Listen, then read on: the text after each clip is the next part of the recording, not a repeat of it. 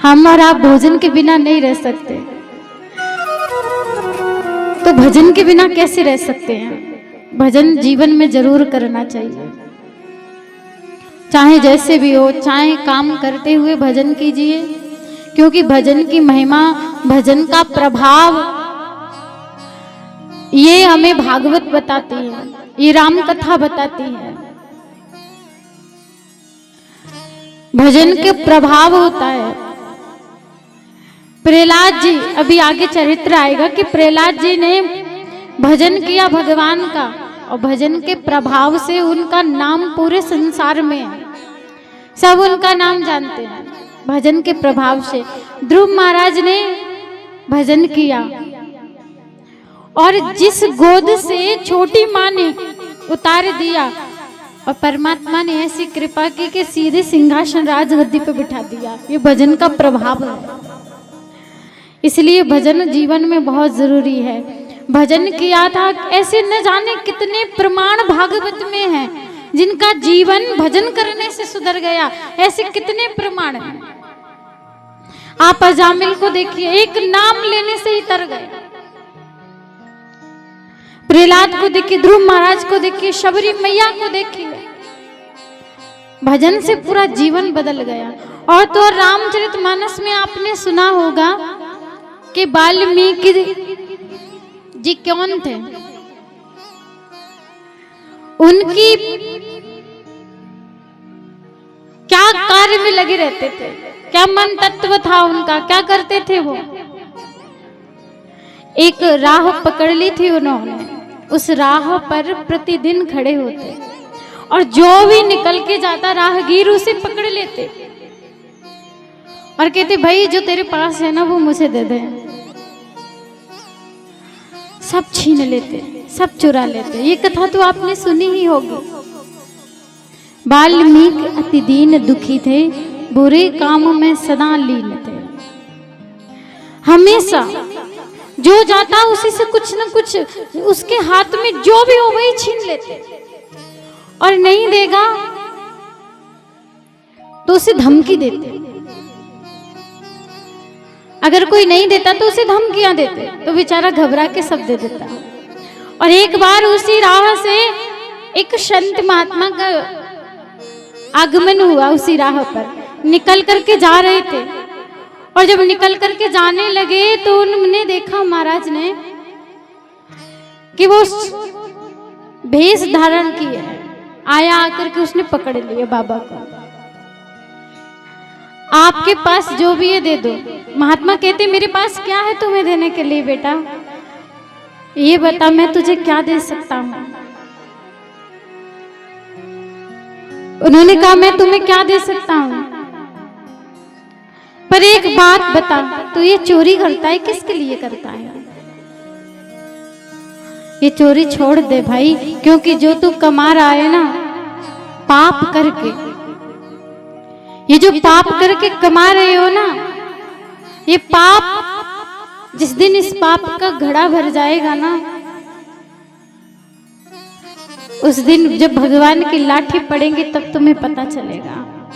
ये छोड़ दो बेटा, ये कार्य ठीक नहीं है। बहुत समझाया। बोले अच्छा ये बताइए धन किसके लिए अर्जित कर रहे हो? बोले मैं ये धन अर्जित कर रहा हूं अपने परिवार के पालन के लिए। बोले अच्छा ये पुण्य परिवार के लिए करते हो, तो ये पाप जो कर रहे हैं तो क्या परिवार के लिए कर रहे हैं? बोले बिल्कुल। बोले काम कर, घर वालों से पूछ करके आ कि जो तू पाप कर रहा है उस पाप में तेरे घर वाले भागी हैं या नहीं है। गई बाबा को बांध गए एक वृक्ष से, दौड़ करके गए, जाकर के अपने घर वालों से पूछा। बोले मैं जो पाप करता हूँ उसमें आपका कितना भाग है? बोले बिल्कुल भी नहीं, सबने मना कर दिया। बड़ा दुख हुआ। लौट करके आई, महात्मा से कहा आप सत्य कहते हैं, आप सत्य कहते हैं, किसी ने मेरा पाप नहीं लिया।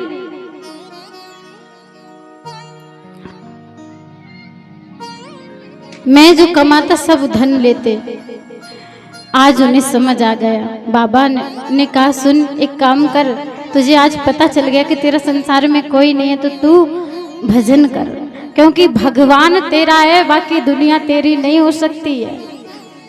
उन्होंने कहा भजन मैंने कभी जीवन में किया नहीं है, मुझसे होगा नहीं।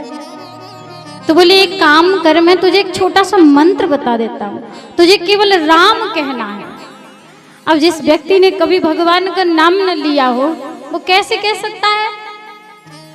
बोले राम बोल। अब उसने तो मरा ही मरा जपा है सबको मारने के लिए, तो वो राम कह ही नहीं पाता, वो कि मरा मरा। बोले चल तू जो बोल रहा है ना वही ठीक है, यही जप कर तू। और मरा मरा कह के सीधा राम निकल गया। कहते हैं उल्टा नाम जपत जग जाना और वाल्मीकि भाई ब्रह्म समान। यह है नाम का प्रभाव, नाम की है महिमा। अजामिल ने कितने अधर्म किए, कितने पाप किए, और एक नाम लेने से उद्धार हो गया। श्री सुखदेव जी महाराज राजा परीक्षित जी को कथा अमृत रस का पान कराने लगे। कहने लगे राजन,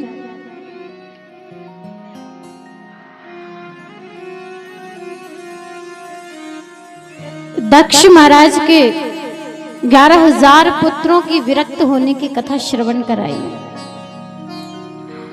और उसके पश्चात जब उन्होंने उस कथा को श्रवण कराया तो कहते हैं कि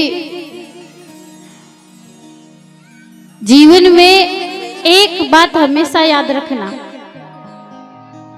गुरु चाहे कैसा भी हो कभी उसका अपमान मत करना। चाहे गुरु कैसा भी हो कभी अपमान मत करना उसका। आज हमने उसे गुरु बनाया है वो ठीक है, कल को वो कैसा भी हो गया। दुनिया बुराई करे लेकिन आपको नहीं करनी है, क्योंकि बुराई करने से, गुरु की निंदा करने से पाप लगता है। इसलिए गुरु की कभी निंदा ना करें, वो कैसा भी है। अगर आप में सामर्थ्य है बुराई को रोकने की तो रोकिए, और नहीं है सामर्थ्य तो उठ करके चले जाइए, मगर कभी गुरु की निंदा नहीं सुननी चाहिए। एक बार सभा लगी थी इंद्रदेव की, और इंद्रदेव की सभा में गुरु बृहस्पति देव आए। तो इंद्रदेव ने गुरु बृहस्पति का अपमान कर दिया भरी सभा में। गुरुदेव को क्रोध आ गया, श्राप दे दिया और चले गए। उन्होंने कहा कि अगर आप चले जाएंगे तो क्या हम दूसरे गुरु नहीं बना सकते? अच्छा, जीवन में वैसे एक गुरु होता है जो कान में मंत्र देता है। वैसे तो गुरु बहुत होते हैं, माता पिता हमारे गुरु हैं, जो हमें पढ़ाते हैं वो हमारे गुरु हैं, जो हमें शिक्षा देते हैं वो हमारे गुरु हैं, दीक्षा गुरु हैं। गुरु तो नाना प्रकार के होते हैं, कई गुरु होते हैं, जिससे हमने जो सीख ली वो हमारा गुरु है। दत्तात्रेय महाराज ने अपने जीवन में 24 गुरु बनाए थे, तो जिससे जो शिक्षा मिली वो हमारा गुरु है। तो गुरु का कभी अपमान नहीं करना चाहिए। तो दूसरे गुरु बना ले, नाम है विश्वरूप। और न जाने कैसे गुरु की हत्या उन्हीं के हाथों से हो गई। अब वो पाप जो था, जो हत्या थी, वो उनके पीछे पड़ गई। शिवी दधीची ऋषि की अस्थियों से बने वज्र से उसका उद्धार किया। वृत्तासुर की कथा सुनाई जिसका उद्धार किया उन्होंने। हत्या को भगवान ने छुड़ाया, 4 जगह बांट दिया गया है। ऐसा वर्णन आता है वृत्तासुर की। 49 प्रकार के मरुद गणों की उत्पत्ति की कथा श्रवण कराई है। प्रचेता गणों की बड़ी सुंदर कथा श्रवण कराई है। अब हम चलते हैं उस चरित्र की ओर जिसे कहते हैं प्रहलाद चरित्र। कल आपने श्रवण किया था कि 2 भाई थे, हिरण्याक्ष और हिरण्यकश्यप। हिरण्याक्ष का वध भगवान ने वराह अवतार धारण करके हिरण्याक्ष का वध किया। तो उसका जो छोटा भाई था हिरण्यकश्यप, हिरण्यकश्यप को भगवान से बड़ा द्वेष है। बहुत बदला लेना है ना, मेरे भाई को मार डाला, बदला लेना है, बदले की भावना में जल रहा है। हिरण्यकश्यपु गया और जाकर के उसने वन में तपस्या की। वर्षों तपस्या की, तो भगवान प्रकट हुए। ब्रह्मदेव, मांगो, क्या मांगना चाहते हो? बोले एक नहीं, अगर आप देना ही चाहते हैं ना मुझे, तो मैं जितने वरदान मांगू उतने दे दो, क्योंकि मैं जानता हूं कि आप अमर होने का वरदान तो मुझे देंगे नहीं। तो इसलिए आप, मैं जितने वरदान मांगू उतने दे दीजिए। अच्छा मांगो, क्या मांगना चाहते हो? बोले पहला वरदान तो ये दे दो ब्रह्मदेव कि ना तो मुझे कोई मनुष्य मार सके, ना मुझे कोई जानवर मार सके, और आपकी बनाई सृष्टि में मैं किसी के हाथों से न मरूं, ऐसा वरदान दे दो। ब्रह्मदेव बड़े प्रसन्न हुए, कम से कम एक आध दो भक्त मिलते हैं, चलो दिया। उन्होंने कहा कि अस्त्र और शस्त्र से न मरूं, बोले दिया। 12 महीने में से किसी महीने में न मरूं, बोले दिया। ना बाहर मरूं ना भीतर मरूं, ना ऊपर मरूं ना नीचे मरूं, ना दिन में मरूं ना रात्रि में मरूं। इतने सारे वरदान मांग लिए। ब्रह्मदेव ने सारे वरदान मांग लिए, दे दिए जितने उसने मांगे थे। ब्रह्मदेव चले गए। इधर लौट करके आया तो उसने देखा कि उसका महल जो था वो अस्त व्यस्त डला था। पता चला कि उसके जाने के बाद इंद्रदेव ने चढ़ाई कर दी, उसके पुत्रों की हत्या कर दी, कयाधु का हरण करके ले गया। कयाधु का हरण करके ले गया। जब कयाधु को ले जाने लगा इंद्र, तो वहां नारद जी ने आकर के कहा, सुनो इसे कहां ले जा रहे हो? क्योंकि इसके गर्भ में भगवान का लाडला भक्त है, इसे छोड़ दो।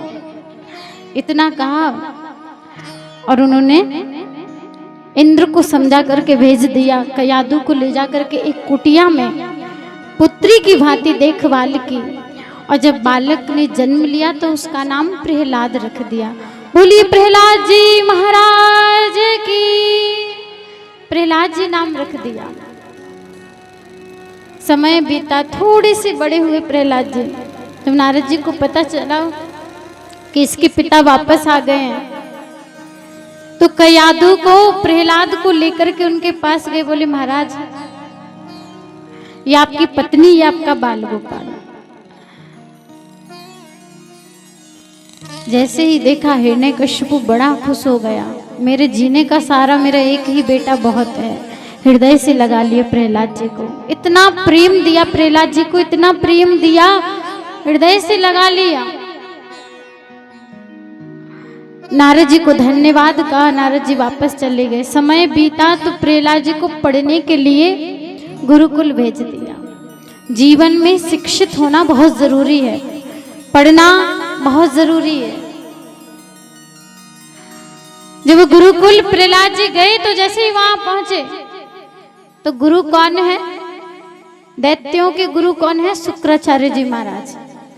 शुक्राचार्य जी महाराज जब पढ़ाने के लिए आए तो प्रहलाद जी बैठे। जितने भी बाल गोपाल हैं सब वहां पर बैठे हुए हैं।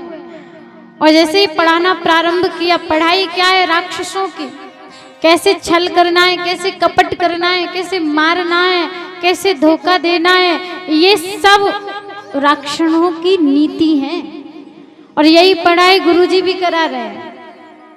लेकिन जिसका मन भगवान में लग जाए ना, दुनिया में नहीं लगता। गुरुजी यहाँ पढ़ा रहे हैं और वो चुपचाप बैठे बैठे कि श्रीमन नारायण नारायण नारायण, वो भजन कर रहे हैं नारायण नारायण, बिल्कुल चुपचाप शांति से बैठ करके नारायण नारायण भजन में लगे हैं। और जब देखा गुरुजी ने, हाँ क्या कर रहे हो? बोले कुछ नहीं गुरुजी, बस आप जो पढ़ाई पढ़ा रहे हैं ना, बस मैं उसी को ध्यान दे रहा हूं। बोले अच्छा सत्य बताओ। बोले हाँ। लगता तो नहीं है, ऐसा लग रहा है जैसे तेरा मन कहीं और हो। बोले नहीं नहीं गुरुजी, आप जो पढ़ा रहे हैं ना, बस उसी पे ध्यान है मेरा। गुरुजी ने कहा चलो शिष्य तो अच्छा है, कम से कम पढ़ाई पे तो ध्यान देता है। और इधर गुरुजी गए कि उठ करके दूर जा करके बैठ गए और दूर जा करके हरि नाम संकीर्तन करने लगे। गुरुजी कहीं बाहर चले गए तो शिष्यों को बुलाया, आओ आओ भैया इधर आओ, सब बैठ जाओ और हम सब खेलते हैं। उन बाल गोपालों ने कहा हम क्या खेलेंगे? बोले आओ तो सही, जो खेल खेलने जा रहे हैं ना उसमें इतना आनंद है कि दुनिया के किसी भी खेल में इतना आनंद नहीं है। और सारे बालकों को बिठा लिया और सारे बालकों को बिठा करके हरि नाम संकीर्तन करने लगे। इतने में गुरुपुत्र थे संड अमर्क, दोनों आए, आकर के देखने लगे। बोले अरे राम राम, खुद तो खुद मरेगा, ये हमको भी मरवा देगा अपने पिताजी से। अपने पिताजी के शत्रु का नाम ले रहा है। बोले भैया एक काम करे, ये नाम लेना बंद कर दे तू। बोले गुरुजी, गुरु भाई आप भी मेरे साथ में भजन कीजिए ना। बोले नहीं, अगर हमने भजन किया ना तो हमारे पिताजी देखे हैं आपने और आपके पिताजी देखे हैं, वो छोड़ेंगे नहीं। उन्होंने कहा अच्छा। जब उन्होंने देखा तो डांट करके सारे बच्चों को अलग ले गए, लेकिन प्रहलाद जी से कौन क्या कह सकता है। थोड़ा समय बीता, पुत्र को बुलाया और पिताजी ने बड़े प्रेम से बिठाया, अपनी गोद में बिठा कर कितना प्रेम किया। और फिर उससे पूछने लगे बेटा ये बता तूने गुरुकुल में क्या पढ़ाई की है, क्या सीखा है? तो वो कहते हैं पिताजी मैंने बहुत अच्छी बात सीखी है। क्या? मेरे गुरुदेव ने मुझे बताया है कि पिता भगवान समान होता है और माँ जननी होती है, दोनों की सेवा करनी चाहिए। इतना कहा कि पिता भगवान समान होता है। बोले क्या कहा तुम्हारे गुरुजी ने? पिता भगवान समान होता है, मगर भगवान नहीं होता। उन्होंने कहा ये बता तुझे ये किसने बताया कि पिता भगवान नहीं है? बोले गुरुजी ने तो मुझसे कुछ नहीं कहा, भगवान के बारे में बताया तक नहीं है। अच्छा तुम बताओ तो फिर भगवान कौन है? बोले आप भी नहीं जानते? मैंने सोचा कि गुरुजी नहीं जानते, लो यहाँ तो पिताजी भी नहीं जानते कि भगवान कौन है। वो कहते हैं कि तुम्हें भी नहीं पता है कि भगवान कौन है? बोले नहीं। बोले श्रीमन नारायण। अब नारायण नाम सुना, पुत्र को जमीन पे गिरा दिया। मेरे शत्रु का नाम लेता है मेरे ही समक्ष, ले जाओ उसे मार डालो। कयादू ने चरण पकड़ लिए, महाराज आपका पुत्र है, अगर एक बार गलती हो गई इससे तो क्या हुआ, संतान है आपकी, अब ये गलती नहीं करेगा, एक बार क्षमा कर दीजिए इसे। जब चरण पकड़ लिए कयादू ने, माँ तो माँ होती है। बोले चलो एक बार क्षमा कर देते हैं, लेकिन बार बार नहीं करेंगे। अब की बार यदि मैंने इसके मुख से सुन लिया अपने शत्रु का नाम तो मैं इसे जीवित नहीं छोड़ूंगा। छोड़ दिया, फिर गुरुकुल भेज दिया। वहां गुरुकुल में जैसे ही वो पहुंचे जाकर के फिर वही कार्य। समय बीता, पुत्र की याद आई, बुलाया उसे, कम से कम अब तो सुधर गया होगा। और जैसे ही बुलाया अपनी गोद में बिठाया, बोले बेटा पहले की तरह मत करना, बताओ अब तुमने क्या सीखा गुरुकुल में, जो सीख के आए हो वही मुझे बताओ। बोले पिताजी अब तो और अच्छी बात सीख के आए हैं कि श्रवणम कीर्तनम विष्णु स्मरणम पादुसेवनम अर्चनम वंदनम दास्यम साख्य आत्मनिवेदनम। इतना कहा, यह नवदा भक्ति। अच्छा, नवदा भक्ति में पहली भक्ति क्या है? श्रवण, अर्थात पहले श्रवण करो, सुनो हरि की कथाओं को, हरि की चर्चा को पहले सुनो, श्रवणम। दूसरी भक्ति है कीर्तन, सुन करके भजन करो, कीर्तन करो। श्रवणम कीर्तनम विष्णु स्मरणम, भगवान का स्मरण करो। जब 9 प्रकार की भक्ति का वर्णन किया उन्होंने, अब तो हिरण्यकश्यपु को बड़ा क्रोध आया, उठा करके जमीन पे पटक दिया। बोले अब मैं इसे क्षमा नहीं कर सकता, मार डालो इसे। कयाधु चीखती चिल्लाती रह गई।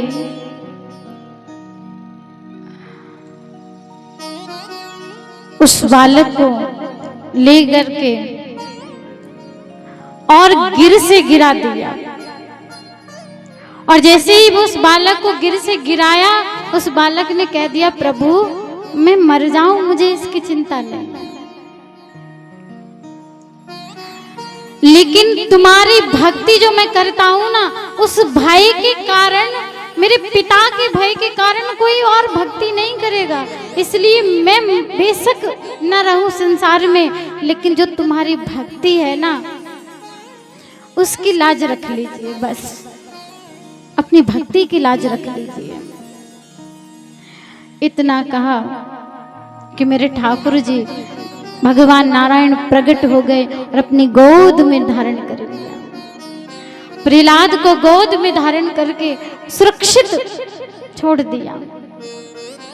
प्रहलाद जी घर जैसे ही पहुंचे, देखा, बोले ये तो इतने ऊंचे पर्वत से खाई में गिराया, फिर भी जीवित है, फिर भी नहीं मरा ये तो। बोले एक काम करो, इसे विष दे दो। माँ ने अपने पुत्र के लिए खीर बनाई और उसमें आकर के हिरण्यकश्यपु ने विष मिला दिया और उससे कहा, जाओ जाकर के खिला दो अपने पुत्र को। माँ रोने लगी। इस संसार में ऐसी कोई माँ नहीं है जो अपनी संतान को विष अपने हाथों से दे सके। कयाधु की आंखों से आंसू बहने लगे। जब प्रहलाद के पास गई तो कहती है, पुत्र ये खीर तुम मत खाना, क्योंकि इसमें तुम्हारे पिताजी ने विष मिलाया है। बोले माँ, अगर मैंने ये नहीं खाई तो पिताजी आपको बहुत डांटेंगे।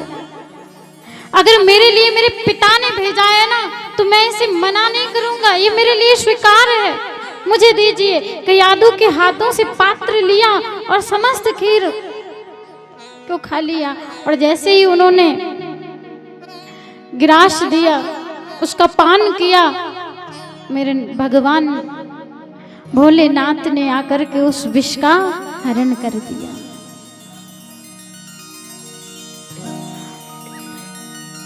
प्रहलाद को कुछ नहीं बिगड़ा।